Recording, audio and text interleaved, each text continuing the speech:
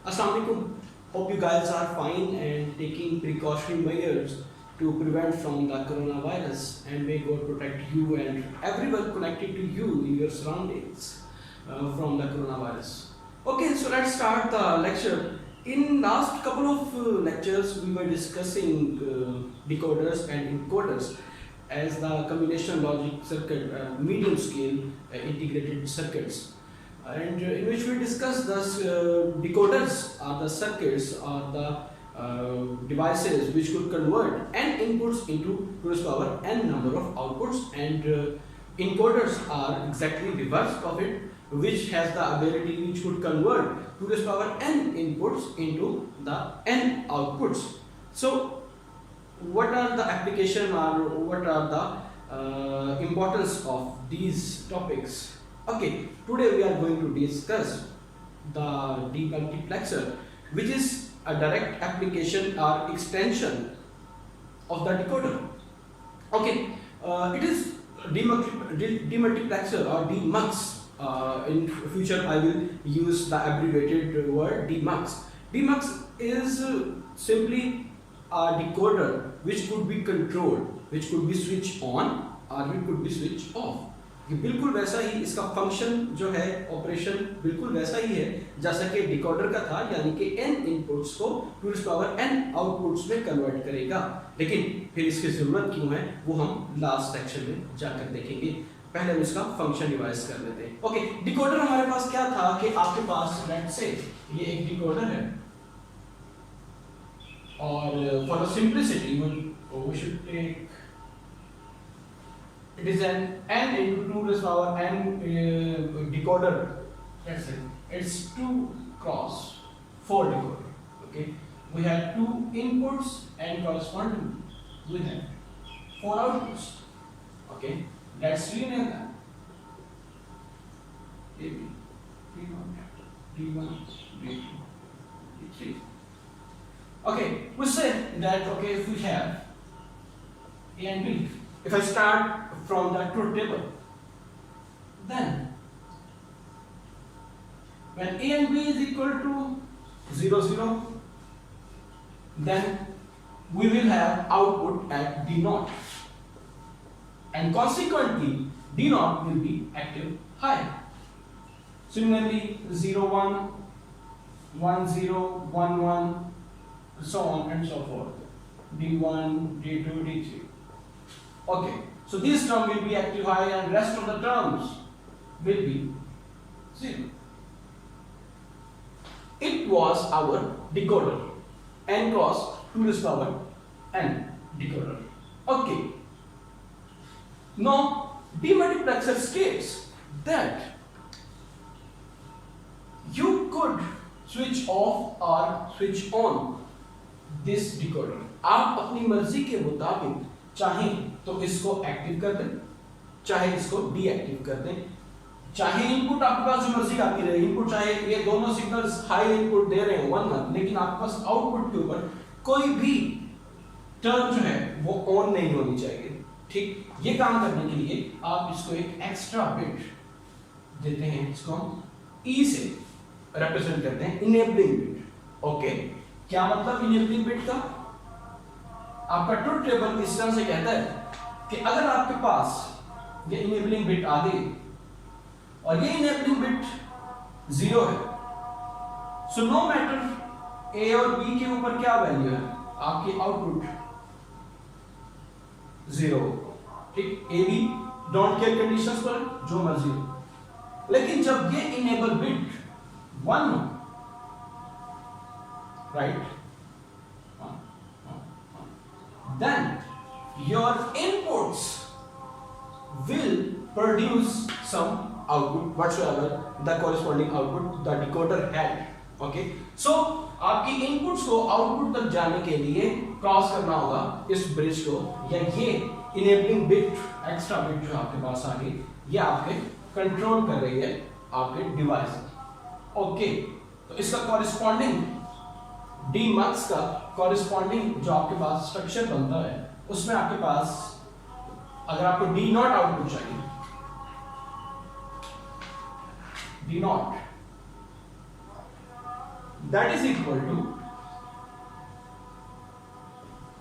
this bit E should be on A, B complements, right? For the D1,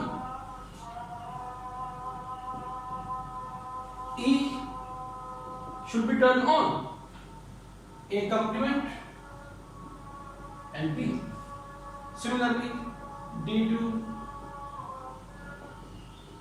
and D3, A. Okay, जिस तरह आपने decoder के लिए logical gate बनाए थे वैसे ही आप यहां पर D0, ये मेरा and gate, D1, D2. Please make difference between D and the AND gate, or it's my drawing and I have already apology about that. You have to bear with me in this regard. Okay, so now we have E, A and B. Okay. E should be connected with every bit. Okay, then A. And we have A complement as well. Similarly, we have B and B complement. So, in order to attain D0, E, A complement, B complement. A complement, and this is the B complement. Okay, then for D1, E is already there, A complement and B. Okay, let's revise the black one. E, A, B complement, its complement there. Okay, E is already there. We need to cross these two bridges. A for that and B complement. Right? And similarly for the AB, A is there and this is B is there. Okay. So in this way, you could design your any number of DMUX. Notice again, अगर आपका E जो है वो 0 हो जाता है, आपके पास AND gets लगे हुए, 0 multiply by anything, there will be no input, कोई भी आपका आउटपुट जो है वो एक्टिव हाई पर नहीं जाएगा। यानी लेकिन अगर आपके पास E की वैल्यू 1 हो जाती है, एक्टिव हाई हो जाता है, इनेबलिंग बिट एक्टिव हाई है, तो फिर रिस्पेक्टिवली फिर आप वो अपने पुराने डिकोडर वाले फंक्शन पे चले जाएंगे कि जो भी आपके पास रिस्पेक्टिव इनपुट्स आएंगी, जो कॉम्बिनेशन बनेगा उसके मुताबिक आपके पास आउटपुट पर गेट जो है वो एक्टिव हो जाएगा। ओके, सो इम्पोर्टेंस क्या, या यहाँ पर ये हमने ये एक एक्स्ट्रा बिट डालकर वेस्टेज ऑफ रिसोर्स को नहीं कर दिया, कहीं हमने चूंकि जो काम हमारे पास 2x4 हो रहा था, क्या हमने इसको एक्स्ट्रा एक बिट लगाकर अपना पैसा और अपना वक्त और एनर्जी ज़ाया तो नहीं की। इसकी इंपॉर्टेंस क्या है, हम क्यों DMUX जो है वो कंसीडर कर रहे हैं। ओके, DMUX की एक स्ट्रेट फॉरवर्ड जो एप्लीकेशन है वो कास्केडेड फंक्शंस हैं, कास्केडेड आईसीज या कास्केडेड लॉजिकल सर्किट है। बजाय इसके कि आप फॉर एग्जांपल अगर आपने एक 3x8 का डिकोडर डिजाइन करना है जिसमें आपके पास 3 इनपुट्स हैं और आपके पास 8 आउटपुट्स हैं, तो लास्ट टाइम हमने लेक्चर में वो देखा था कि किस तरह से हमारे पास ये एक्सप्रेशंस एक्सटेंसिव हो गए थे और हमारे पास नंबर ऑफ गेट्स भी ज्यादा यूज हुए थे। ओके, लेकिन बजाय इसके कि हम उसको कॉम्प्लेक्स और एक ज्यादा बल्कि आईसी डिजाइन करें, हम यही वाली चीज रिपीट करके भी 3x8 का काम ले सकते हैं। किस तरह से?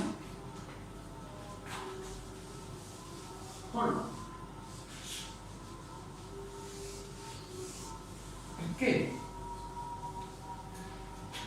ये जो मेरे पास इनेबलिंग बिट है इसको मैं अगर मैं 2 क्रॉस 4 के डिकोडर्स 3 4 आउटपुट्स और इसके लिए okay, my task is to design a 3 cross 8 decoder, okay, which now will be turned to a demultiplexer. I will play a trick. हम एक काम करते हैं कि ये जो आपके पास इनेबलिंग बिट थी इसके साथ एक इन्वर्टर लगाकर इधर अब क्या होगा, अब क्या जादू होगा कि जब ये E की वैल्यू 0 होगी तो ये वाली आईसी या ये वाला डिकोडर एक्टिव हो जाएगा, राइट। और जब E की वैल्यू 1 होगी तो ये वाला डिकोडर जो है वो एक्टिव हो जाएगा, ठीक। इसका क्या फायदा होगा, ओके, जब ये वाला डिकोडर एक्टिव होगा यानी कि E की वैल्यू 1 होगी, ओके, तो फिर ये मेरे पास जो आउटपुट्स आना शुरू होंगी वो D0 से D3 तक, यानी कि 0 0 0 1 0 1 1 0 1 1 ये आ गया मेरे पास, ठीक। साथ ही साथ मुझे इस E को भी रखना है, ओके। उसके बाद जब E की वैल्यू 0 हो, ओके, E की value 0, okay, I think I reverted. E की वैल्यू 0 पर यहां हम चल रहे थे, सॉरी, E की वैल्यू 0 पर इसने इन्वर्ट करके इस आईसी को ऑन किया था, sorry for that. So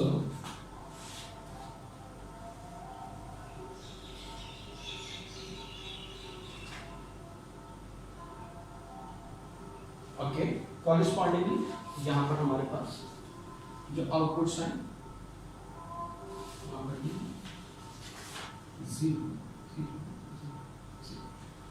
okay.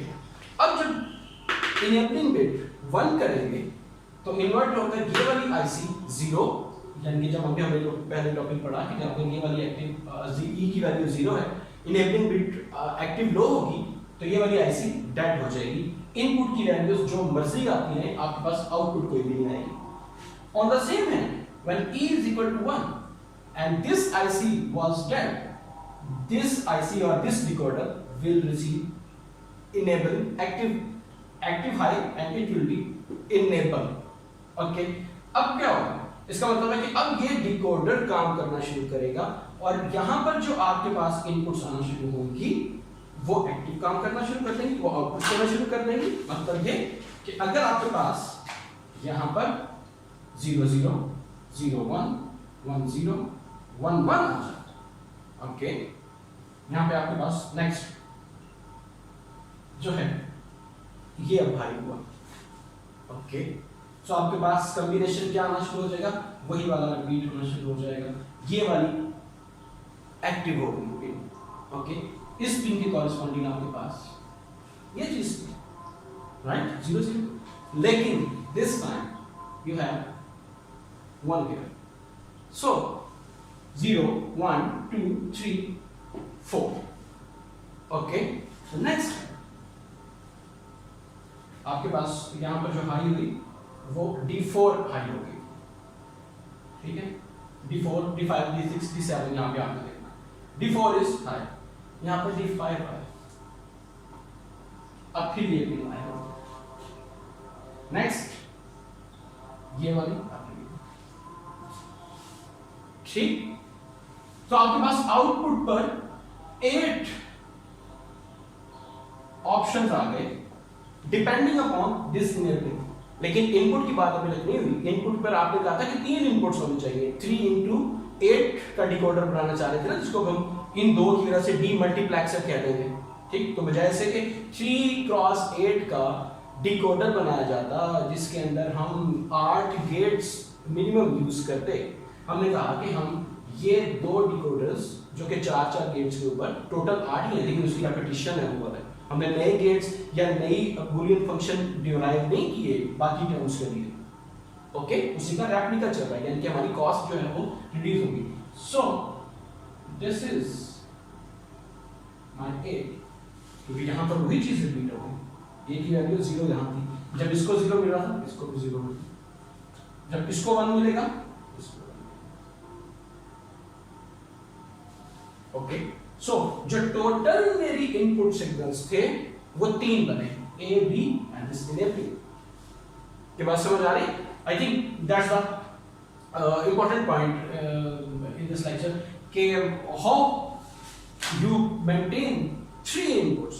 Notice that after, if you just notice this one, there is a repetition after every 4. Okay, because of this trend, okay, this trend was 0 1, then there was 0 0 1 1, no 0 0 0 0, then 1 1. Okay, so we are going to take benefit of this trend. Okay, the trend given us by the binary, thanks to the binary counting. Okay, तो उसको हमने use करते हुए बजाय से कि हम 3 cross 8 का 8 कॉम्बिनेशनल बूलियन फंक्शन बनाते, 8 कॉम्बिनेशनल गेट्स लगाते और फिर उसके बाद एक स्ट्रक्चर बनाते, हमने इसको अपने छोटे 2 क्रॉस 4 को यूज करके और एक इनेबलिंग बिट को यूज करते हुए हमने 3 क्रॉस 8 का एक डीमक्स बना दिया। सिमिलरली आप इसको एक्सटेंड कर सकते हैं 4 क्रॉस 16 के ऊपर भी। फॉर एग्जाम्पल आप अगर 3 क्रॉस 8 के जो आपके पास डीमक्स हैं, या फॉर एग्जाम्पल आप जो क्वेश्चन में गिवन है वो 3 क्रॉस 8 का एक डिकोडर गिवन है और आपसे रिक्वायर्ड किया जाता है कि आपने 4 क्रॉस 16 का डीमक्स बनाना है, डीमल्टीप्लाई बनाना है, तो आप बिल्कुल सेम मेथोडोलॉजी के ऊपर इसको अप्लाई कर सकते हैं। सो आज के लेक्चर को अगर मैं कंक्लूड करूं तो आज के लेक्चर में हमने देखा कि किस तरह से हम डिकोडर की एक्सटेंशन या कास्केडेड डिकोडर्स यूज करके एक और बेनिफिशियल टूल या एक और बेनिफिशियल एंटिटी जिसको हम डीमक्स कहते हैं, जो कि बहुत इंपॉर्टेंट टॉपिक है डिजिटल लॉजिक डिज़ाइन में, हम उसको किस तरह से डिज़ाइन कर सकते हैं। Thank you very much.